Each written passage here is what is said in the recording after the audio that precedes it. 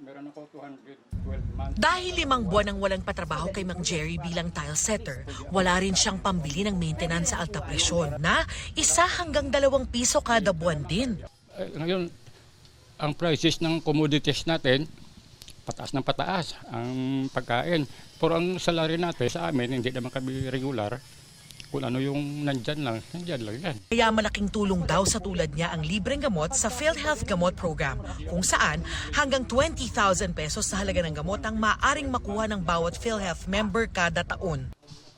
Malaki talaga yan, ma'am, na malaki talaga yan ang tulong sa amin, lalo na sa pinansyal. Malaking bagay, miski sa gamot nga lang, malaking bagay na hindi na kami bibili. Ang 52 taong gulang na si Jose Manuel natutuwa rin na malilibre na ang kanyang maintenance para sa hypertension. It's very nice. Napakalang bagay yun kasi ang maintenance 1,000 hanggang 2,000 per month eh. Epektibo noong August 21, ang PhilHealth Gamot o Guaranteed and Accessible Medications for Outpatient Treatment ay isang drug benefit package para sa lahat ng PhilHealth member. Saklaw nito ang 75 klase ng gamot na nirereseta para sa hika, ubo, diabetes, mataas na kolesterol, alta presyon, sakit sa puso, nervous system disorders at iba pa. Kasama rin ang antibiotics. Paano ba mag-avail? Gamit ang eGov.ph app sa inyong computer o mobile device, magrehistro muna sa PhilHealth member portal sa napiling Yakap Clinic. Makikita ang kumpletong listahan ng Yakap Clinic sa website at official social media pages ng PhilHealth. Pero kung hirap na gumamit ng mobile device o may problema sa connection, pwede ring pumunta sa anumang PhilHealth office. Sa Yakap Clinic, may mga form na kailangang i-fill out.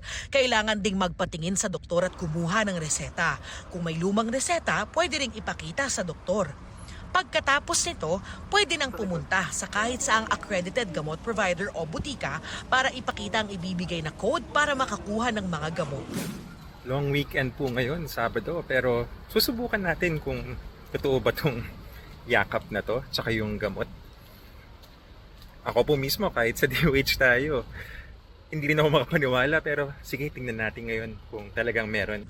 Sinubukan mismo ni Assistant Health Secretary at DOH spokesperson Albert Domingo ang pagkuha ng libreng gamot.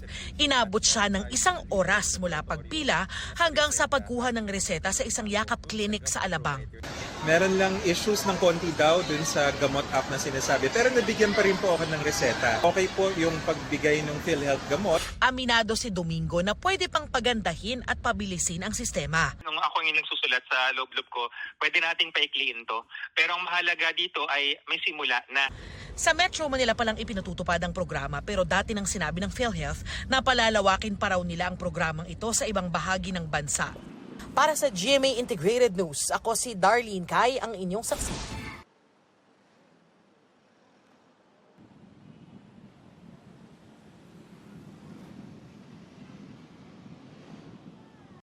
Mga kapuso, maging una sa saksi. Mag-subscribe sa GMA Integrated News sa YouTube para sa iba't ibang balita.